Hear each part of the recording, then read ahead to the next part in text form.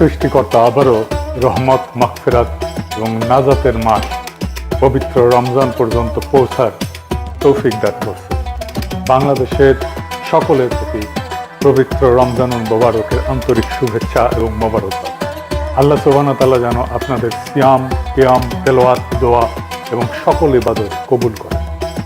এই মাহে রমজান আমাদের অন্তরকে পরিশুদ্ধ করুক, তাকওয়া বৃদ্ধি করুক এবং আমাদের ব্যক্তিগত এবং সামষ্টিক জীবনে ইনসাফ, সংযম এবং রহমতের বাতাবরণ প্রতিষ্ঠা করুক।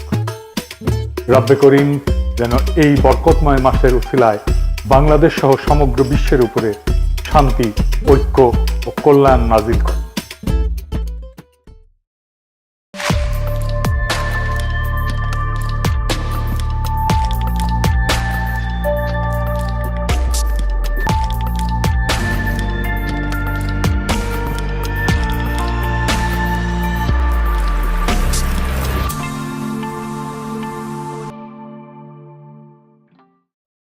তো কেমন হইল তারেক রহমানের মন্ত্রিসভা? আমি প্রফেসর ইউনূসের উপদেষ্টা পরিষদ হওয়ার পরে একটা এপিসোড করেছিলাম, কেমন হইল প্রফেসর ইউনূসের উপদেষ্টা পরিষদ। সত্যি কথা বলতে আমাদের সকলেরই একটা প্রত্যাশা ছিল একটা বিপ্লবী সরকার হবে, প্রফেসর ইউনূসের জোশ সরকার, সেটা হয়েছিল না। যাই হোক, তারেক রহমানের মন্ত্রিসভা নিয়ে আমার কোনো উৎসাহ ছিল না। তারপরেও একসাথে রাজনীতি করার কারণে কিছু ঘনিষ্ঠ মানুষের মন্ত্রিসভা আছে, ওনারা এখন বেশিরভাগই যোগাযোগ করেন না। আমি তাদের নাম বললে তাদের বিপদ বাড়াইতে চাই না, আমি তাদের সাফল্য কামনা করি। এই মন্ত্রিসভায় সবার আমল নামা জানা নাই, তবে এটা একটা ইনক্লুসিভ মন্ত্রিসভা হয়েছে। ইনক্লুসিভ মানে রংধনু না, না না না না না রংধনু না, মানে সবাই নিয়া। এখানে বিএনপি আছে, গণ অধিকার পরিষদ আছে, গণসংহতি আছে, আবার নিরপেক্ষরাও আছে। যেমন ডাক্তার জাহিদ নিরপেক্ষ রাজনৈতিক বিশ্লেষক, সেও বিএনপি সরকারে আছে, তো নিরপেক্ষদেরকেও নিছে। প্রফেসর ইউনূসের সরকারও আছে, যেমন অ্যাটর্নি জেনারেল, আবার গুপ্তও আছে। গুপ্ত গুপ্ত কে গুপ্ত জানেন? জানেন না? হ্যাঁ, শুনেন। আপনার সরকারে একজন বিদেশি নাগরিককে আপনি জাতীয় নিরাপত্তা উপদেষ্টা করেছেন। আপনার কি সেই আক্কেল জ্ঞান নাই? একজন বিদেশি নাগরিকের কাছে এই দেশের সেনাবাহিনী নিরাপত্তা সংক্রান্ত রিপোর্ট প্রদান করবে কিভাবে ভাবলেন? খলিলুর রহমান সাহেব কোন রাজপথে মিছিলে ছিলেন? আপনারা কি দেখেছেন খলিলুর রহমানকে কোনোদিন বাংলাদেশের রাজনৈতিক অঙ্গনে গণতন্ত্রের জন্য, ভোটাধিকারের জন্য, মানুষের সেবার জন্য এগিয়ে এসেছেন? সেই জাতীয় নিরাপত্তা উপদেষ্টাকে আপনি বিদায় করুন। সেই জাতীয় নিরাপত্তা উপদেষ্টা হয় নিজে পদত্যাগ করবে, না হয় আপনি তাকে বিদায় করবেন। এই দেশের নিরাপত্তা সংক্রান্ত কোন জাতীয় দায়িত্ব বিদেশি নাগরিকের হাতে থাকতে পারে না। Wake up to reality. Khalilur Rahman তিনি টেকনোক্র্যাট কোটায় মন্ত্রিত্ব পেয়েছেন। এই অন্তর্বর্তী সরকারের সময় যিনি দায়িত্বে ছিলেন, এটি অনেকের কাছেই একটু খটকা লাগার বিষয় ছিল, অথবা সারপ্রাইজ হয়েছেন অনেকেই। বিএনপি এনসিপি কইতো যে কিংস পার্টি, আর প্রফেসর ইউনূসের সরকারের স্বরাষ্ট্র সচিব তারেক রহমানের মন্ত্রী পরিষদ সচিব, প্রফেসর ইউনূসের অ্যাটর্নি জেনারেল তারেক রহমানের আইন মন্ত্রী, প্রফেসর ইউনূসের নিরাপত্তা উপদেষ্টা তারেক রহমানের পররাষ্ট্রমন্ত্রী, তারপরেও এনসিপি কিংস পার্টি। তো বিএনপির সমর্থকেরা নারী নেতৃত্ব নিয়ে কান তো ঝালাপালা করে দিছিল, মনে আছে না? কেন জামাত নারী ক্যান্ডিডেট দিল না, কিন্তু বিএনপি নারী মন্ত্রণালয়কে দিল একজন পুরুষকে। হ্যাঁ, বুঝিছাও, মন্ত্রী একজন আর প্রতিমন্ত্রী দুইজন, মোট তিনজন। সংখ্যালঘু সম্প্রদায় থেকে দুইজন, তা আবার একজন পার্বত্য চট্টগ্রাম থেকে। ওইটা পার্বত্য চট্টগ্রাম বিষয়ক মন্ত্রণালয়, ওইখানে পার্বত্য চট্টগ্রাম থেকেই একজন মন্ত্রী থাকে। তো হিন্দুরা তো ভোট দিলেন, আপনাদের মন্ত্রী কইয়া ডা ফ্রি ফ্রি সার্ভিস আর কত দিবেন? গয়েশ্বর বাবু হেভি চেতিছে মন্ত্রী হইতে না পাইয়া, দেখেন চেতে মেতে চলে যেতেছে, দেখেছেন?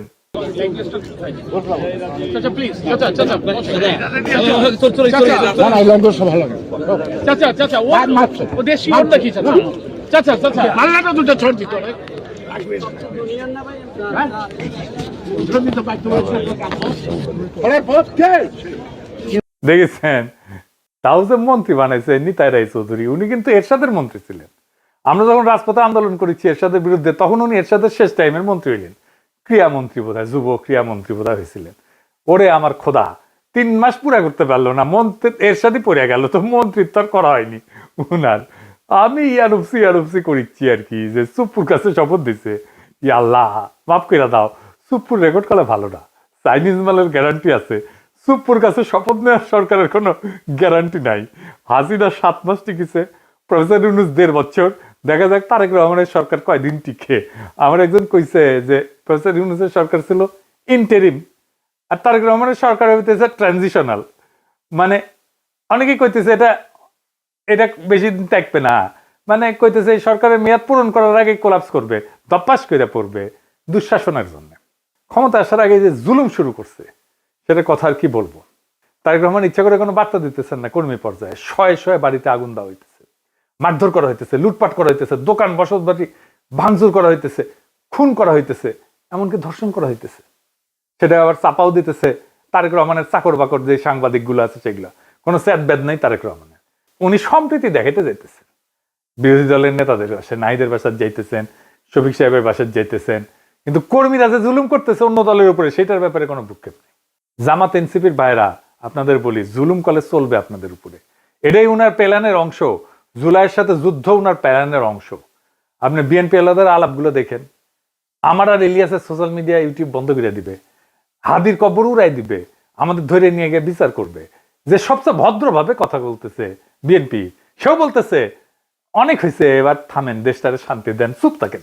চুপ করানো হইতেছে সবচেয়ে ভদ্র অ্যাপ্রোচ তাদের। মানে একটা সরকার, একটা রাজনৈতিক দল, তার কোনো বিরোধিতা থাকবে না, আমরা কোনো কথা বলবো না। যেহেতু আমরা সরকার বিরোধী, তাই আমাদের কথা বলার কোনো অধিকার নেই, আমাদের চুপ থাকতে হবে, কারণ দেশে এখন শান্তি দরকার। এটা তারা সহ্য করবে না। শেরপুরে মাওলানা রেজাউল করিমকে খুন করছিল না বিএনপি, আজকে বিএনপির নেতা কর্মীরা ওই ঘটনায় জামাতের 122 জন সহ অজ্ঞাতনামা 300 থেকে 40 জনের নামে মামলা করেছে। চিন্তা করেন কি তামাশা। মানে আপনার সহকর্মীরে মারবে, আপনার সহযোদ্ধারে মারবে এবং আপনার নামে মামলা দিবে।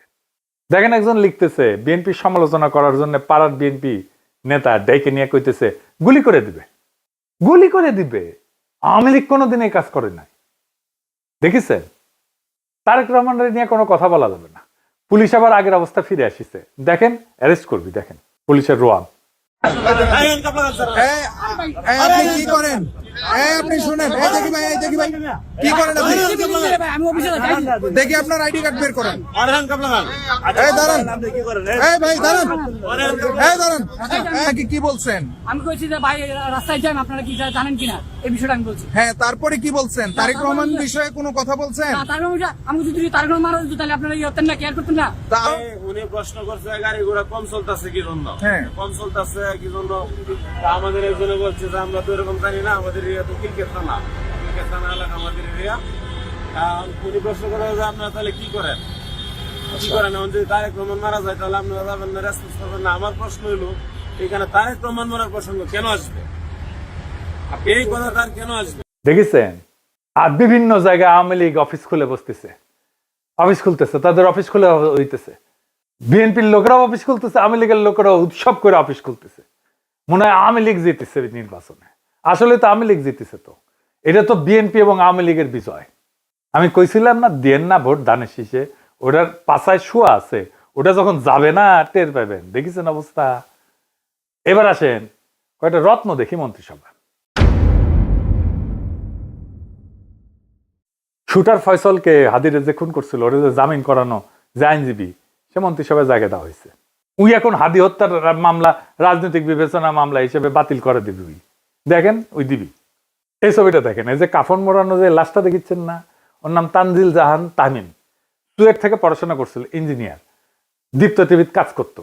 তার একটা জমির মালিক ছিল তামিমের পরিবার, সেই জমির উপরে ডেভেলপার দিয়ে একটা ভবন নির্মাণ করে 9 তলা। ওই ভবনে 27টা ফ্ল্যাট ছিল, প্রত্যেক জমির মালিককে 5টা করে ফ্ল্যাট দেওয়ার কথা ছিল। 3 জন মালিক ছিল, মানে 3 5 15টা ফ্ল্যাট।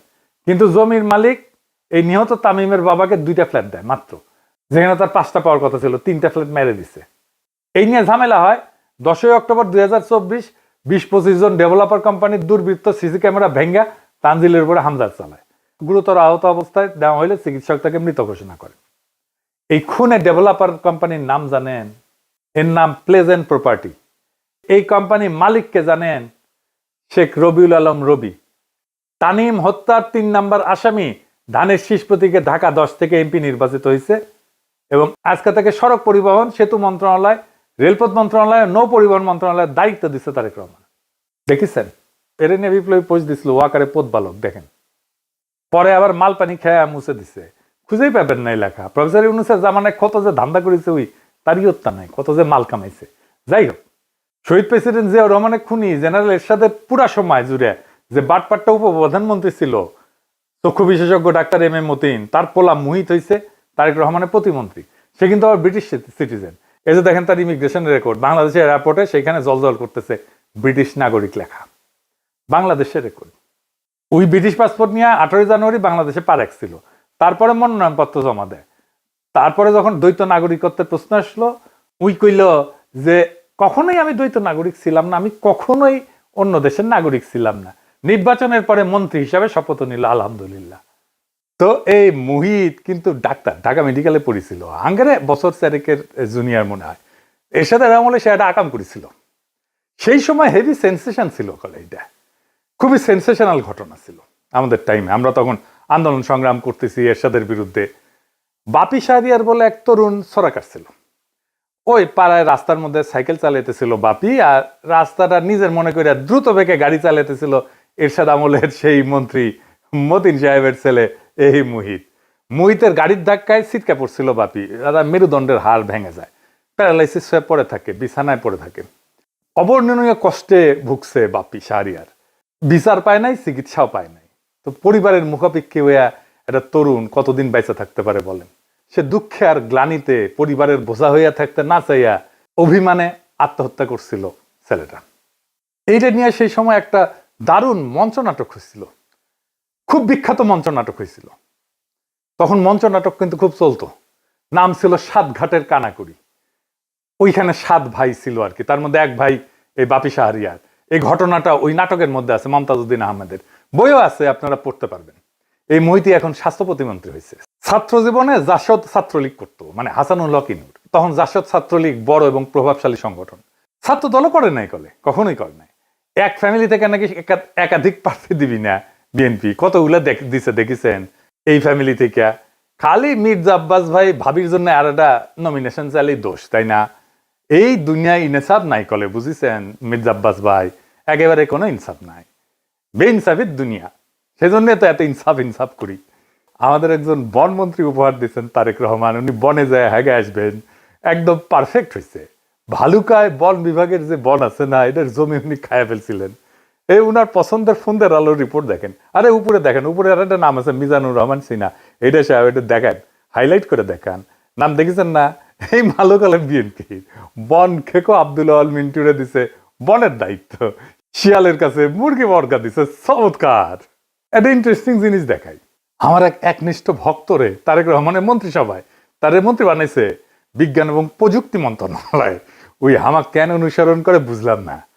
তারা গেছে জাতীয় স্মৃতিসৌধে, আইসা ফটো মারিছে, ফটো খিচিছে, তারপরে ফটো ফেসবুকে দিছে। সে ফেসবুকে শেয়ারে দিয়ে বাংলায় তার মন্ত্রণালয়ের নাম এটা কি লিখেছে দেখছেন? বিজ্ঞান প্রযুক্তি লিখতে গিয়া আমার মতো লিখেছে প্রযুক্তি। পরে পাবলিকের হাসাহাসি দেখে এডিট করেছে। শোনেন ভাই, সমালোচনায় ভেঙে পড়বেন না। হাতি চললে কুত্তা ভুক ভুগাবে, আপনি এভাবেই লিখিবেন হাসাহাসির মায়ের বাপ, তাইলে দেখবেন একদিন আপনি ঠিকই পাবনা পৌঁছে গেছেন। তো বিএনপি মন্ত্রী সবাই এমন সব রত্ন আছে, হে বিএনপি সবিন পার্টি ভান্ডারে তো বিবিধ রতন, কারে ছাইরা কারে ধরি। সুকুমার রায়ের একটা ছড়া ছিল সৎপাত্র, ওইটার সাথে মিল আছে বিএনপির মন্ত্রিসভার। শুনবেন? শুনেন, মজা। শুনতে পেলাম পোস্তা গিয়ে তোমার নাকি মেয়ের বিয়ে, গঙ্গারামকে পাত্র পেলে, জানতে চাও সে কেমন ছেলে? মন্দ নয় সে পাত্র ভালো, রং যদিও বেজায় কালো, তার উপরে মুখের গঠন অনেকটা ঠিক পেঁচার মতো। বিদ্যে বুদ্ধি বলছি মশাই, ধন্যী ছেলের অধ্যবসায়। 19টি বার ম্যাট্রিকে সে ঘায়েল হয়ে থামলো শেষে। বিষয় আশায় গরিব বেজায়, কষ্টে সৃষ্টে দিন চলে যায়। মানুষ তো নয় ভাইগুলো তার, একটা পাগল একটা গোয়ার, আরেকটি সে তৈরি ছেলে, জাল করে নোট গেছেন জেলে। কনিষ্ঠটির তবলা বাজায়, যাত্রা দলে 5 টাকা পায়। গঙ্গারাম তো কেবল ভোগে পিলের জ্বর আর পাণ্ডু রোগে, কিন্তু তারা উচ্চ ঘর কংসরাজের বংশধর, শ্যামলাহিরি বনগ্রামের কি যেন হয় গঙ্গারামের। যা হোক, এবার পাত্র পেলে এমন কি আর মন্দ ছেলে। তো একদিন পরে একটা গণতান্ত্রিক ভাবে নির্বাচিত সরকার পেলাম, তার একটা মন্ত্রিসভা পেলাম, পেছেন একটা মন্ত্রিসভা, মন্দ না। চারিদিকে তো দেখি যাত্রাপালা চলিচ্ছে, কাজ মারে ধুলায় অন্ধকার। এবার আসেন জুলাই বিপ্লবের সাথে কি করেছে বিএনপি সেটা দেখি। এমপিদের দুইটা শপথ নেওয়ার কথা ছিল, একটা হইতেছে সংসদ সদস্য হিসেবে শপথ, আর একটা হইতেছে সংবিধান সংস্কার কমিটির সদস্য হিসেবে শপথ। বিএনপি সংবিধান সংস্কার রক্ষার শপথ নেয়নি, কারণ তারা পুরানো আওয়ামী সেকুলার রাজনৈতিক বন্দোবস্তের বাইরে যেতে চায় না, পুরনো সংসদীয় কাঠামোর ভেতরেই থাকতে চায়। সংবিধান সংস্কারের গণভোট যে জনরায় তৈরি হয়েছে সেখান থেকেও তারা নিজেদেরকে দূরে রাখছে। তাদের কর্মীরা মাঠে না ভোটের পক্ষে ক্যাম্পেইন করছে, আমরা দেখছি, অনেক রেকর্ড আছে। মানুষ এখন বুঝতে শুরু করছে এটা পরিবর্তনের রাজনীতি না, এটা অবস্থান রক্ষার রাজনীতি। রাষ্ট্রের আমূল সংস্কারের প্রশ্নে এরকম অনীহা থাকলে নতুন কিছু হবে না, পুরনোই রং বদলাবে। জুলাই ছিল পরিবর্তনের অঙ্গীকার, যদি সেই অঙ্গীকার থেকে সরে দাঁড়ানো হয় তাহলে জনগণের আকাঙ্ক্ষার সঙ্গে সেটা সাংঘর্ষিক হবেই। এর বিপরীতে এনসিপি জামাত জোট সংসদে থেকেও সংবিধান সংস্কারের শপথ নিছে, মানে তারা শুধু চেয়ারে বসতে চায় না, কাঠামো বদলাইতে চায়, এমনটাই তাদের দাবি। রাষ্ট্রীয় প্রতিষ্ঠান পুনর্গঠন, রাজনৈতিক সংস্কৃতি বদল, এই অঙ্গীকারের ভেতর দিয়েই তারা আগাইতেছে। এই কারণেই তারা নতুন সরকারের শপথ অনুষ্ঠানে যায়নি। এটা কেবল অনুপস্থিতি না, এটা রাজনৈতিক বার্তা। বার্তাটা পরিষ্কার, জুলাইয়ের দাবির সঙ্গে কোনো আপোষ না।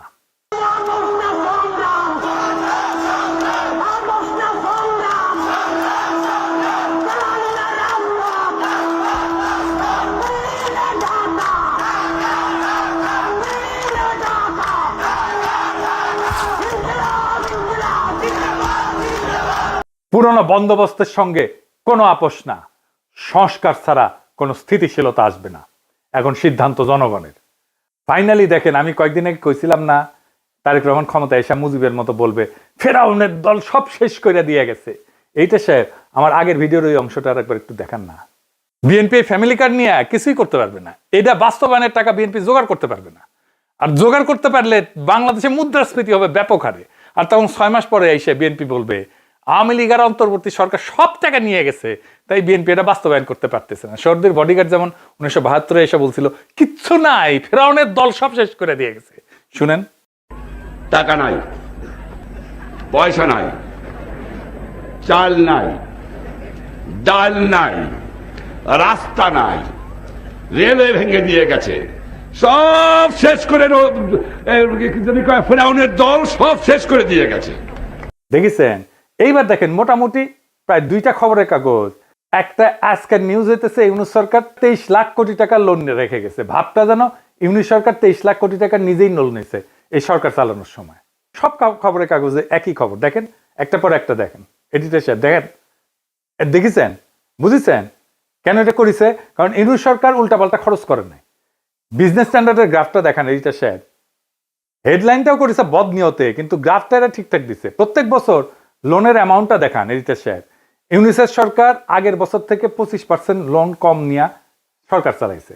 জি, এটা 25% কম লোন নিয়ে দেশ চালাইছে। এই টাকা দিয়া তারা আবার হাসিনার আমলে পাওনা ক্লিয়ার করছে তার এই টাকার মধ্যেই, এবং রিজার্ভ ডাবল করছে। সরকার যাওয়ার আগে অবস্থা যত খারাপ দেখানো যায়, ভবিষ্যতে বিএনপির খারাপ পারফরমেন্স করলে বলতে পারবে ফেরাউনের দল সব শেষ করে দিয়ে গেছে। এর জন্য যত না খারাপ দেখাইতে হবে তার চেয়ে বেশি খারাপ। তারেক রহমানের 5টা মিডিয়া এই কাজ করিচ্ছে। প্রফেসর ইউনূস লোন নিছে কত? মাত্র 1.5 লাখ কোটি টাকা। 1.5 লাখ কোটি প্রফেসর ইউনূস সরকারের ঋণ, বাকিগুলো তো শেখ হাসিনার নেওয়া ঋণ। এর থেকে কম ঋণ করে চলার চেষ্টা করতে পারে বিএনপি সরকার, হাউকাও করার কি আছে? প্রথম আলো আবার একটু মডিফাই করেছে, দেখেন যে ইন্ডিয়া, রাশিয়া, চীন থেকে কোনো লোনের প্রতিশ্রুতি আসে নাই। লোন আসে কোত্থেকে? লোন আসে জাপান, এডিবি থেকে, ওয়ার্ল্ড ব্যাংক থেকে। ভাগ্য ভালো লেখেনি যে ভুটান, সোমালিয়াও লোন দেওয়ার প্রতিশ্রুতি দেয় নাই। তো ওটাও লিখেন। বিএনপির আইটি বিশেষজ্ঞ আবার শেয়ার দিচ্ছে ওইটা উৎসাহ নিয়ে।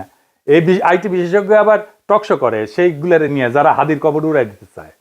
এইবার একটা জিনিস দেখায় ফাইনালি, ইলেকশন ইঞ্জিনিয়ারিং নিয়ে। ইলেকশন ইঞ্জিনিয়ারিং নিয়ে আমার আগের এপিসোডে হাদির একটা বক্তব্য শুনেছিলেন না? আজকে আবার শোনেন, এডিটর সাহেব আবার শোনেন।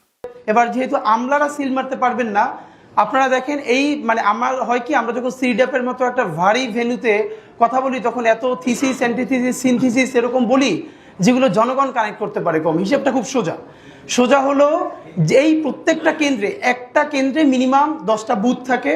তো আমরা জানি একটা কেন্দ্রে একজন প্রিজাইডিং অফিসার থাকে, কয়েকজন অ্যাসিস্ট্যান্ট প্রিজাইডিং অফিসার থাকে, প্রত্যেক কেন্দ্রে আবার পুলিং অফিসার থাকে, এবং এই সবাই থাকে ওই উপজেলা বা জেলার লোকজন, মেইনলি স্কুলের টিচার, কলেজের টিচার, মাদ্রাসার টিচার, সাথে কিছু ব্যাংকার, এরা এখানে করেন।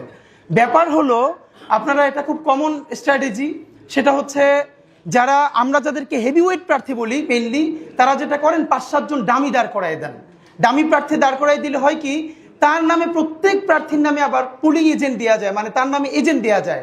তো ধরেন আমি নিজেও যেহেতু একজন প্রার্থী, তো আমি প্রার্থী হিসেবে আমার কেন্দ্রে প্রত্যেক জায়গায় আমি একজন করে এজেন্ট দিতে পারবো প্রত্যেকটা বুথে। তো আমার এগেনস্টে যিনি আছেন তিনি যদি আরো 5 জনকে দাঁড় করাই দেন এবং 5 জনের এগেনস্টে আরো 5 জন সে এখানে এজেন্ট দিবেন, তারপরে যেটা হবে পুরো বুথের মধ্যে 10 জনের মধ্যে দেখা যাবে 8 জন বনাম আমার একজন।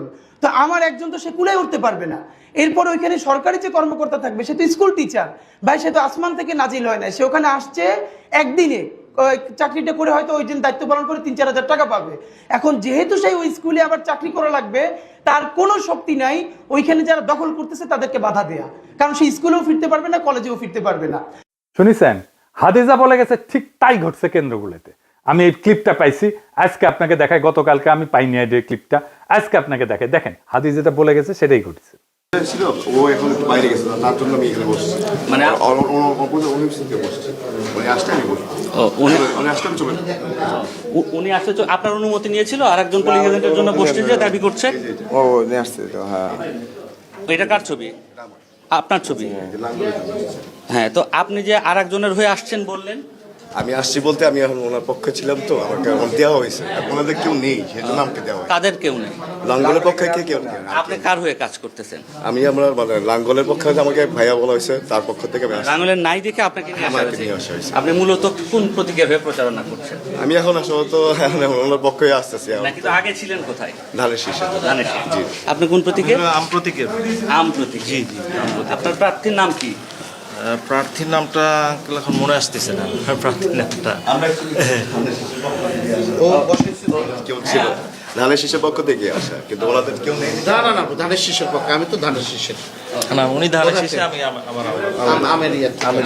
প্রার্থীর নাম জানেন না? না, প্রার্থীর নামটা জানেন, এই যে কার্ড সবকিছু ডকুমেন্ট আছে, নো ইস্যু এগুলো। আপনি কি বুঝতে পারতেছেন এখানে কি হয়েছে? দেখেছেন, বিএনপিকে আমাদের একটা কথা বলে দিতে হবে, ক্ষমতা চিরস্থায়ী না, কারো ক্ষমতা চিরস্থায়ী না, না হাসিনার, না প্রফেসর ইউনূসের, না তারেক রহমানের, কিন্তু রাষ্ট্র টিকে থাকে আর জনগণ সব দেখে। বিএনপি যদি সত্যিই নতুন বাংলাদেশ বানাইতে চায় তাহলে সমালোচকদেরকে শত্রু বানায়েন না, ভয় দেখায় নীরবতা কিনতে যায়েন না, মিডিয়া দিয়া এইরকম ন্যারেটিভ তৈরি করেন না যে ভবিষ্যতের অজুহাত তৈরি করবেন। কারণ মানুষ আগের মানুষ নাই, মানুষ এখন হিসাব রাখে, ভিডিও রাখে, স্ক্রিনশট রাখে, স্মৃতি রাখে। জুলাই শুধু একটা মাস ছিল না, জুলাই একটা প্রতিশ্রুতি ছিল, রাষ্ট্র বদলানোর প্রতিশ্রুতি, ক্ষমতার ভাষা বদলানোর প্রতিশ্রুতি। যদি সেই প্রতিশ্রুতি ভাঙেন তাহলে ইতিহাস আপনারে ছাড়বে না, যেমন হাসিনারে ছাড়ে নাই, যেমন মুজিবরে ছাড়ে নাই। ভয় দেখায়েন না, ভয় দেখায়েন না তারেক রহমান, হাসিনারে আর মোদিরে ডরাই নাই। আপনাদের দাবরানি দিয়া ঠান্ডা করে দেওয়া যায়, ডর আপনারা পাইবেন। হাসিনা দিছিল না, একবার ঠাসি দিয়া বালুর ট্রাক সরানোর ক্ষমতা ছিল না, হেডম ছিল না, হরতাল ডাকতেন আর নিজের পড়না পল্টন অফিসের সামনে 20 জন লোক হয় না। আপনারা এখন ভয় দেখাইতেছেন। হ্যাঁ, কারণ হাইসানি এদিতে সে হাসায় দেয়। আপনাদের নেতা মির্জা আব্বাস হেভি হেডোমালা নেতা, বলে পুলিশের ভয় প্রাণ ভয়ে দাঁড়াইতে পারে নাই নয়াপল্টনে। নিজেদের মাপে অন্যদের মাপতে যায়েন না, ভুলে যায়েন না। আপনারা যখন ঘরে ঢুকে গেছেন তখন আমরাই প্রতিরোধের আগুন জ্বালায় রাখছিলাম। ডর দেখায়েন না, আমরা ভয় পাই না, আমরা কাউকে ভয় পাই না। আমরা বলছি আমরা একটা রেসপন্সিবল অপোজিশন হিসেবে কাজ করতে চাই, আমাদেরকে রেসপন্সিবল অপোজিশন হিসেবে কাজ করতে দেন। আমরা আপনাদের অন্যায়ের বিরুদ্ধে বলে যাব, কারণ দেশটা আপনার বাপের না, দেশটা জনগণের। আর জনগণ যখন জাগে তখন ন্যারেটিভ, মিডিয়া, দাপট, ভয় দেখানো টিকতে পারে না। আপনারাও পারবেন না যদি এই চেষ্টা করেন। ইনকিলাব জিন্দাবাদ।